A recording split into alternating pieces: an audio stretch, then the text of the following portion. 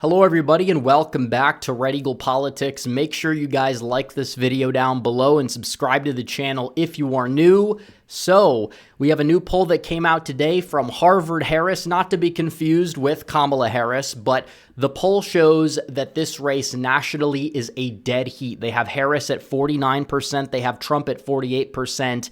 In their poll. And this might be the final poll they end up dropping too, but do keep in mind that that's good for Donald Trump. If Kamala Harris is at 49% in the popular vote and Trump is at 48%, she's probably going to be cooked in the Electoral College, all things considered. Make no mistake, Donald Trump in the 2020 election, he didn't even get 47% nationally. It was a neck and neck election. In 2016, he only got 45.9% of the popular vote, or somewhere in that range, but already right now he sits at 48% in this poll, which is absolutely huge. He was never polling this high, and the Electoral College is what dictates the outcome. It's not the popular vote, it's the Electoral College, and we've seen so many polls that have this race, Harris +2 or under in the polls. We even have polls with Donald Trump winning the popular vote in some polls that have been very hostile to him, or he's tied in the popular vote in those polls. That's not good news. But the more important takeaway is the battleground states, because they polled voters from battleground states. And what did they exactly find? Donald Trump is at 50% in the battleground states. Harris is at 48%. So Donald Trump has a 2-point lead in the states that actually matter. And you could say, well, some of those states are going to be, to the right of the average. Some of those states are going to be to the left of the average. It doesn't tell us everything, and that's very true. But, in terms of these big states, the big seven, we're talking about Pennsylvania, Michigan, Wisconsin, and then Arizona, Georgia, North Carolina, and Nevada. A lot of people really aren't saying Trump's going to be winning any of those states by 3 or 4 points to really skew the average. Maybe North Carolina is like that. Maybe, let's say, Michigan, for example, goes blue by a hair.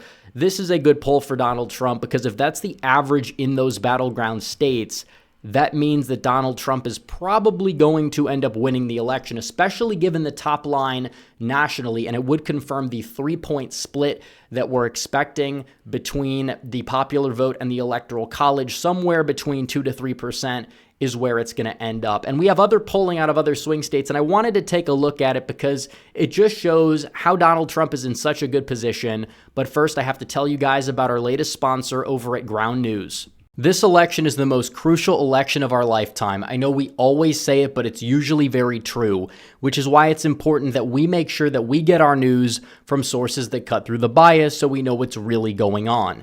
Let's face it, the mainstream media is completely broken. Some even say it's the enemy of the people, which is why I recommend Ground News.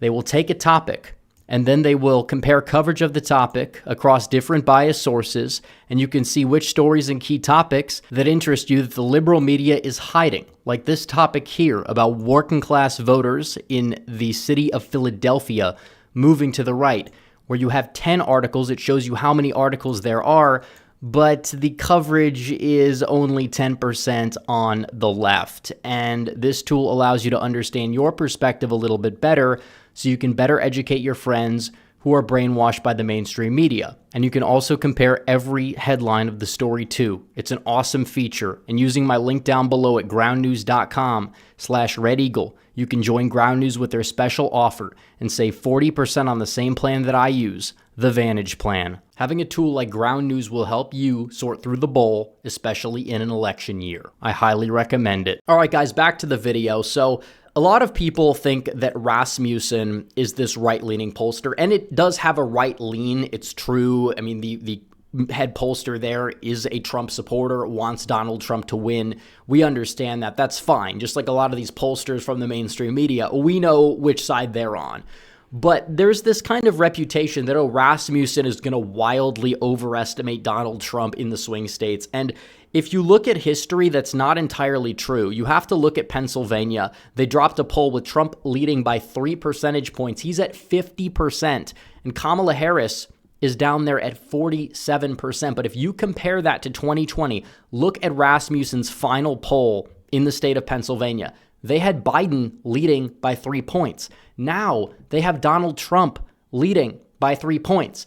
And we got a poll from the New York Times that shows the opposite. But here's the deal. The New York Times still doesn't understand how to pull the Rust Belt, especially when Donald Trump is on the ballot. And do you really think that Harris is going to do better than Joe Biden by nearly 2 points in the state of Pennsylvania, current Harris, compared to Biden in 2020? The answer is probably not. You would probably anticipate Donald Trump to do better. The question is it going to be by enough to win? Are we going to get the turnout necessary? It's why it's important people get out and vote, obviously. And you could say throw it in the average, but look at New York Times back then. New York Times back then, they had Joe Biden leading by 6 percentage points. That's crazy. That's insane. The poll before that, they had Biden up by 7. So you're kind of seeing the way that these polls go. Even Rasmussen's second to last poll, they had Biden up by 3. So the fact that a lot of the pollsters, and again, Rasmussen was technically the most accurate poll in the state of Pennsylvania in the aggregate, only a miss of 1.8%. All the other pollsters ended up missing by more than that. And of course, they're going to get demonized by the election mafia because they don't fit the narrative. Even if they released a Biden plus 3 poll, they wouldn't exactly, bat an eye at it, or they would be like, haha, this is proof Trump is done. But now Donald Trump leads in Pennsylvania. How many polls have to be released with him in the lead? Again, you have one out of Rasmussen, you have one out of Emerson. You're talking about nonpartisan pollsters here. The Wall Street Journal is another one. They have Donald Trump in the lead. Atlas Intel, very accurate in 2020. They have a Trump plus 3. Am I saying he's going to win the state by 3? Yeah, probably going to be a little bit closer than that. It depends. We got to get out and vote. We got to make sure that he can get as many votes as possible out of the state of Pennsylvania. That's 100% true. But the one thing that we do know is that Donald Trump is the favorite in Pennsylvania. He's the favorite. Even in Michigan, he's polling up by 1% in the state of Michigan. That's the bluest of these 7 states. And you compare the polls now to the polls back then, he's the clear favorite. Even in Wisconsin, it's a dead heat toss-up in the polling. Folks, they had Biden winning the state by 6.3% this day in history. They had Hillary Clinton winning it by 6 points. We've seen massive polling errors in Wisconsin. A lot of people talk about the shy Trump voter. I think it's more the hidden Trump voter. I think the shy Trump voter was always kind of like a false way of explaining it, especially as pollsters nowadays typically don't poll by phone as much as they used to. It's a lot of like text to online, mixed modes, that sort of thing. And what we do know is that when you look at the polling now compared to the polling then, Donald Trump is in a much, much stronger position. It's not like he's barely in a stronger position. He's in a significantly stronger position. And I'm not anticipating a 6-point polling error again in Wisconsin. But do I think you could see Trump win the state by like 2 to 3? Absolutely. It is possible the polls are going to overestimate Kamala Harris in Wisconsin, which they have for quite some time. And I know there's a myth out there that'll say, well, Donald Trump is only polling so well because right-leaning pollsters, they say, are flooding the zone. Well, here's the deal. The only reason why the polls weren't off by like 10 or 11 points in 2020 in many cases were because you had these pollsters in the mix. All they can point to is 2022, which was a midterm year with a different electorate, and a lot of pollsters did not weigh for it properly by education. And across every single party ID or party registration, whether people identified as Republican, Independent, or Democrat, you had all of those designations vote a little bit more Democrat. Obviously, it depends on the race that we're talking about, but that's kind of why pollsters miss so badly in Michigan, in Wisconsin. And yeah, you did have some pollsters that were like flooding the zone, they will say, but you can't compare a midterm year to a presidential year. It's like using preseason football to predict the Super Bowl. You can't exactly do that. There's too many moving parts. It's a different electorate. You're going to have much higher turnout. You're going to have, different educational demography within that electorate. And some of these pollsters, they can't exactly account for it well, which is why, some of these left-leaning pollsters in the midterms were more accurate than these right-leaning pollsters were in the midterms. And even if you want to compare like the polls today to the polls back then in a lot of these 2022 races, they were, more accurate than the final aggregates were. But even, putting that aside, let's talk about the polls in the aggregate. You have a lot of pollsters in here that are not these right-leaning polls. You have Emerson, You have Quinnipiac, which is not right-leaning at all, that has Trump up by 4. You have in-state pollsters like Mitchell Research. They're showing Trump up. We've seen polls out of the Detroit Free Press and the Detroit News over the past month or so that also show Donald Trump is in the lead in Michigan. And even the New York Times could only pull a Harris +1. So in terms of that argument, there's so many left-leaning pollsters even that have horrible track records in past elections, but they get a pass from the election mafia, but they're showing Trump's in a strong position as well. It's not just insider advantage. It's not just Trafalgar. Trafalgar is to the left of Quinnipiac of all polls.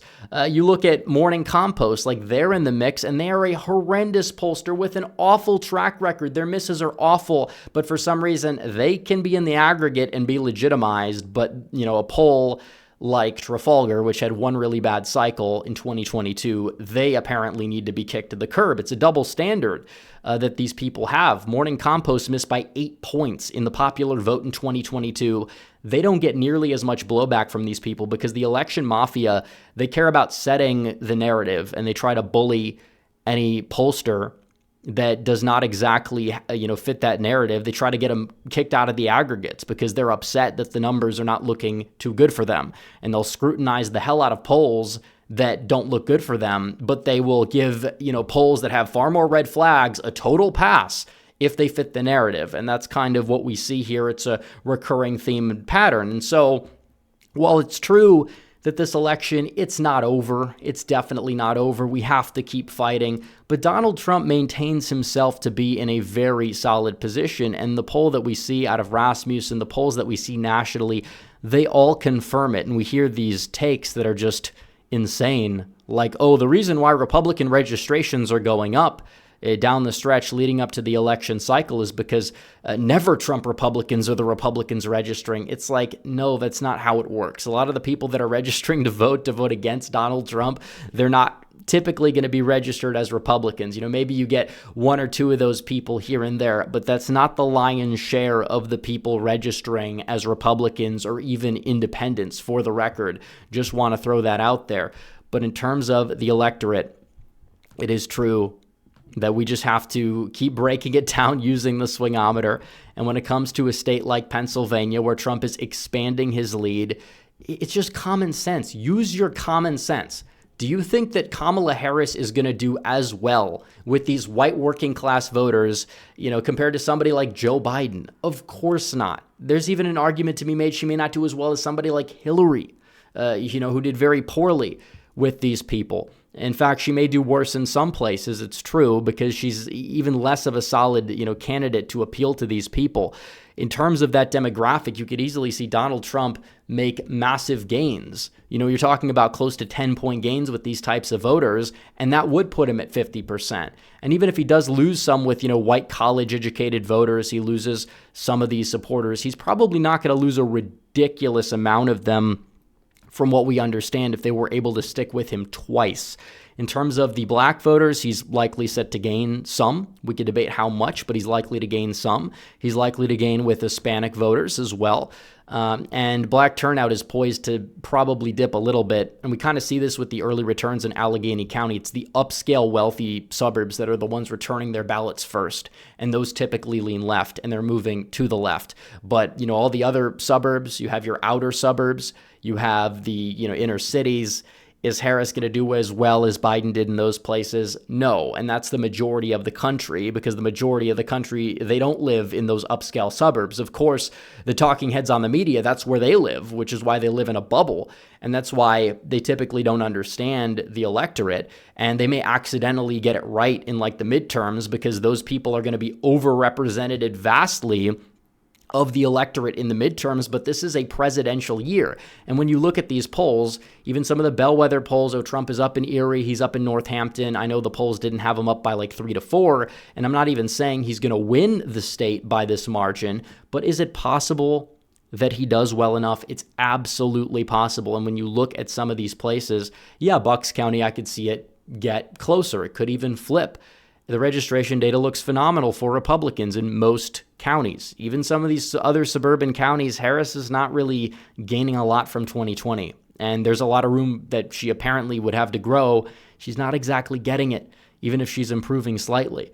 And there are working class people that live in parts of Montgomery County, Delaware County, Chester County. Some of those counties might still move left, but it's possible they could even shift right because you have other demographics besides, college-educated white voters that are going to be moving to the right more so than college-educated white voters can move to the left at this point. And I don't even think Harris is really that strong of a candidate when it comes to these millennial men, for example, which, typically when they grow up as well, they're going to be, you could argue, moving to the right. It's true, there is going to be a gender gap. We could also debate how much that's going to be, and we got to get everybody voting, including men, because men vote at, rates that are a little bit less than women. So we need to close that gap, and we need to get everybody out and voting. Register if you haven't yet. Make sure you do the homework as well. The link's on the community tab. If you want to volunteer, you want to help out, a little bit goes a very, very long way in a very close election. So anyways, guys, thanks for watching this video. Like this video down below, comment down below, subscribe to the channel, hit the bell for notifications so you never miss another video. Follow me on social media. The links are all in the description down below, and I will see you guys in the next one. Red Eagle out.